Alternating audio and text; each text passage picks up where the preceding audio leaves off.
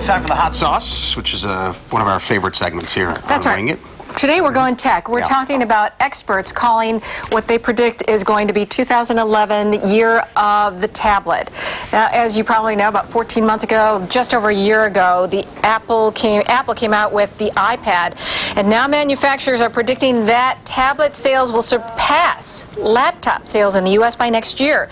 And listen to this: laptop sales actually dropped 11% in the first quarter of this year. That is the largest drop in nearly a decade. Motorola, HP, and Research in Motion have all released their own version of the tablet computer. Verizon Wireless is reportedly working with Google to launch one that some experts say will be the first serious competitor to the iPad. Now, I have to say this. My husband, who travels a lot and has to use his laptop all the time, was so excited when the tablet first came out, thinking he could condense and take this little thing around instead of his laptop. But after first using it and going through it, you cannot do certain programs and office things, programs with the iPad as you can with the laptop. So you're limited. You cannot interpose the two. You can't replace one with the other. Yeah, I've heard that complaint a bunch of times as well. My father bought one. I mean, the guy barely speaks English, but he's got one of these. Doesn't have to. What does that tell you? Right. And I also know a lot of people that bought these things and they're not using them as much as they're using their laptops. I mean, I'm not surprised that number dropped.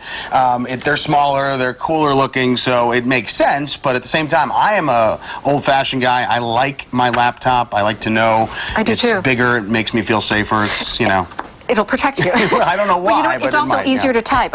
I just find it hard to type on the flat screen like this. If you have wide fingers like mine, you're hitting everything at the same time. Even delicate fingers like mine. Also, you know what? I'm a big reader, and I have a Kindle, but I can only do Amazon with Kindle. Right.